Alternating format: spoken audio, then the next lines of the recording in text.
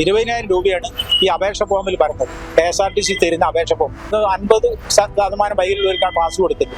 40% വൈകല്യമുള്ളവർക്ക് pension കിട്ടുള്ളൂ. സർക്കാർ ഒരു നഷ്ടവും സാമ്പത്തികപരമായിട്ട് ഒരു നഷ്ടവും വരുന്നില്ല. സ്ഥിരം ഭിന്നശേഷി സ്ഥിരം പാസ് വരുന്നതിൽ സാമ്പത്തിക നഷ്ടങ്ങളൊന്നും വരുന്നില്ല. നമസ്കാരം. ഇന്ന് ജൂൺ 15. UDF സർക്കാരിന്റെ ഏറ്റവും പ്രധാനപ്പെട്ട തെരഞ്ഞെടുപ്പ് വാഗ്ദാനമായിട്ടുള്ള സ്ത്രീകൾക്ക് ഓർഡിനറി ബസ്സിൽ സൗജന്യ യാത്ര എന്നുള്ള വാഗ്ദാനം ഇന്ന് നടപ്പിലാവുകയാണ്. എന്നാൽ അതേസമയം ഈ സർക്കാർ പരിഗണിക്കേണ്ട ഒരു വലിയ വിഭാഗം ആളുകളുണ്ട്. അത് ഭിന്നശേഷി വിഭാഗത്തിൽപ്പെടുന്ന ആളുകളാണ്. KSRTC ബസ്സുകളിൽ ഏതാണ്ട് 70% അവർക്ക് ടിക്കറ്റ് ഇളവുണ്ടായിരുന്നു. എന്നാൽ കഴിഞ്ഞ LDF സർക്കാരിന്റെ കാലത്ത് ഇത് 5 വർഷത്തേക്കായിട്ട് നിജപ്പെടുത്തുകയുണ്ടായി. ഇപ്പോൾ തങ്ങളുടെ 5 വർഷം കഴിയുന്ന തങ്ങളുടെ പാസുകൾ എന്ത് ചെയ്യണമെന്നുള്ളത് അറിയാതെ വല്ലാതെ ബുദ്ധിമുട്ടുകയാണ് അവർ. ഇപ്പോൾ നമ്മളോടൊപ്പം ഉള്ളത് ഈ ഭിന്നശേഷി സൗഹൃദ കൂട്ടായ്മയുടെ സംസ്ഥാന ഭാരവാഹിയായിട്ടുള്ള ബാലൻ ചേട്ടനാണ്. ചേട്ടാ, ഇപ്പോൾ ഈ 5 വർഷത്തേക്ക് നിജപ്പെടുത്തുന്നത് എന്ത് സാഹചര്യത്തിലായിരുന്നു? അതിന്റെ മാനദണ്ഡം എന്താണ് ഞങ്ങൾക്ക് തീരെ മനസ്സിലായില്ല. ഞങ്ങളിത് നവകേരള സദസ്സിൽ മുഖ്യമന്ത്രിയുടെ ശ്രദ്ധയിലും അതുപോലെ തന്നെ മുഹമ്മദ് റിയാസിന്റെയും അഹമ്മദ് ദേവർഗോവിന്റെയും ശ്രദ്ധയപ്പെടുത്തിയ താമരശ്ശേരി ക്യാമ്പുള്ള സമയത്ത് അപ്പൊ ഈ ന്യൂനത പറഞ്ഞതാണ്. കാരണം 5 വർഷം കൂടുമ്പോൾ പുതുക്കാൻ ചെല്ലുമ്പോൾ വില്ലേജ് ഓഫീസർ അവര് ഇപ്പോൾ നേരിട്ട് ഓൺലൈനായിട്ട് അക്ഷയ സെന്ററിലേക്ക് വിടുന്നത്, അവർക്ക് തോന്നിയ ചാർജ് ഈടാക്കുന്നു. അതുപോലെ തന്നെ അവരൊരു മാനദണ്ഡം ഒന്നില്ലാണ്ട് തോന്നുന്ന ചാർജ് അവർ പറയുന്നത് 20,000 രൂപയാണ് ഈ അപേക്ഷ ഫോമിൽ പറഞ്ഞത്. KSRTC തരുന്ന അപേക്ഷ ഫോം അത് വർഷങ്ങൾക്ക് മുമ്പ് തീർന്ന സമയത്ത് ഞങ്ങൾ തന്നെയാണ് പ്രിന്റ് ചെയ്ത് കൊടുത്തത്. KSRTC പഴയ ഇതാവുന്ന സ്ഥലത്ത് അപ്പോൾ ഈ ഫോമിൽ 20,000 രൂപയാണ്. 20,000 രൂപ എന്ന് പറഞ്ഞാൽ 24,000 രൂപ നമുക്ക് വാർഷിക വരുമാനമുണ്ട്. പെൻഷൻ മാസം 2,000 രൂപ തോതിൽ കിട്ടുന്നത്. അത് 50% വൈകല്യമുള്ളവർക്കാണ് പാസ് കൊടുക്കുന്നത്. 40% വൈകല്യമുള്ളവർക്ക് പെൻഷൻ കിട്ടുള്ളൂ. അപ്പോൾ ഈ 20,000 രൂപ എന്ന് പറഞ്ഞാൽ മിക്ക വില്ലേജ് ഓഫീസർമാർ തരില്ല. അവർ നമ്മളൊരു ചാർജ് നമ്മൾ കൊടുത്ത് അപേക്ഷ കൊടുത്തു കഴിഞ്ഞാൽ അവരെ കൂടെ അവരെ വകയായിട്ട് ഒരു കൂട്ടിച്ചേർക്കലുണ്ട്.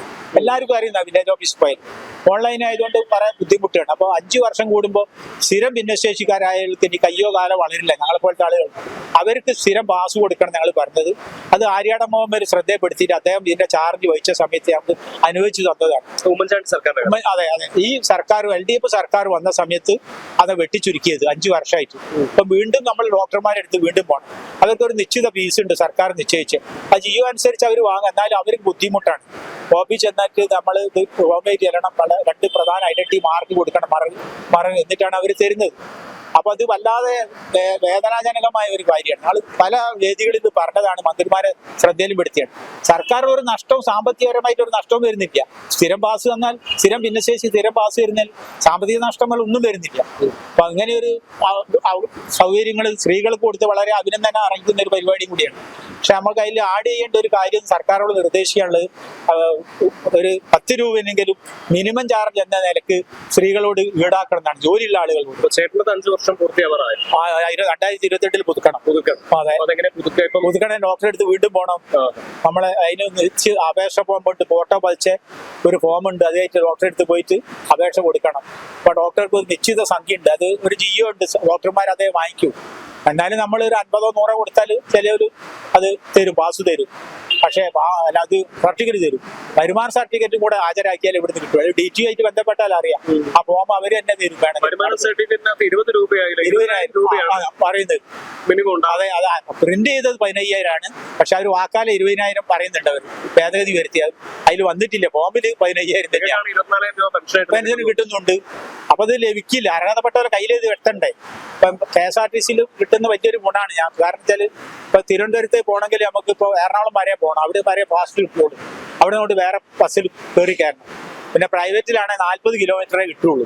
അതിന് വേറെ പാസ് ഉണ്ട്. പിന്നെ അവിടെ ഇറങ്ങിയിട്ട് വേറെ ബസ്സിൽ കയറണം. സംസ്ഥാനത്തുടനീളം പോകാൻ പറ്റില്ല. അത് മന്ത്രി ബഹുമാനപ്പെട്ട മുഖ്യമന്ത്രി K. കരുണാകരനാകുന്ന സമയത്ത് ആണ് അത് അനുവദിച്ചത്. അങ്ങനെ ഒരു പാസ് പുതിയ സർക്കാർ വന്നു. അത് നടപ്പിലാവുന്ന ഒരു പ്രതീക്ഷയുണ്ട് ഞങ്ങൾക്ക്. കാരണം പറഞ്ഞ കാര്യങ്ങൾ പ്രത്യേകിച്ച് ഇങ്ങനെ ഒരു വിവാദത്തിന് കൊടുത്ത സ്ഥിതിക്ക് അപ്പൊ ഒരു പ്രതീക്ഷയുണ്ട്. തികച്ചും ന്യായമായ ഒരു ആവശ്യമാണ് ഇവിടെ ഇപ്പോൾ ഭിന്നശേഷി സൗഹൃദ കൂട്ടായ്മ ഉന്നയിക്കുന്നത്. തങ്ങളുടെ 5 വർഷത്തേക്കായി നിജപ്പെടുത്തിയിരിക്കുന്ന പാസുകൾ 60 വയസ്സ് കഴിഞ്ഞവർക്കെങ്കിലും സ്ഥിരമായി നൽകാനുള്ള ഒരു ഏർപ്പാട് സർക്കാരിന്റെ ഭാഗത്തു നിന്നുണ്ടാവണം എന്നുള്ളത് അവർ പറയുന്നുണ്ട്. അതിനവർ പറയുന്നൊരു ന്യായം എന്ന് പറയുന്നത് തങ്ങൾക്ക് ഇത്രയും പ്രായമായ ആളുകളാണ്, വലിയ തരത്തിലുള്ള ശാരീരികമായ ബുദ്ധിമുട്ടുകൾ അനുഭവിക്കുന്നവരാണ്. ഇത് ഇടയ്ക്കിടെ പുതുക്കാൻ വേണ്ടി പോവുക എന്ന് പറയുന്നത് തങ്ങളെ സംബന്ധിച്ചിടത്തോളം വലിയ ബുദ്ധിമുട്ടുണ്ടാക്കുന്ന ഒരു കാര്യമാണ്. മാത്രവുമല്ല, ഇതിനകത്തുള്ള ഈ വരുമാന സർട്ടിഫിക്കറ്റ് സർട്ടിഫിക്കറ്റ് സംബന്ധിച്ചുള്ള ഒരു പരാതിയും അവർ ചൂണ്ടിക്കാണിക്കുന്നുണ്ട്. തീർച്ചയായും ഇത് UDF സർക്കാർ അനുഭാവപൂർവ്വം പരിഗണിക്കുമെന്നുള്ള ഒരു പ്രതീക്ഷയാണ് അവർ പങ്കുവെക്കുന്നത്. കഴിഞ്ഞ പിണറായി സർക്കാരിന്റെ കാലത്താണ് തങ്ങളുടെ ഈ പാസുകൾ 5 വർഷത്തേക്കായി നിജപ്പെടുത്തിയത്. ഇപ്പോൾ പുതിയ സർക്കാർ വരുന്ന സമയത്ത് തങ്ങൾക്ക് വലിയ പ്രതീക്ഷയുണ്ട് എന്നുള്ളതും അവർ ചൂണ്ടിക്കാണിക്കുന്നുണ്ട്.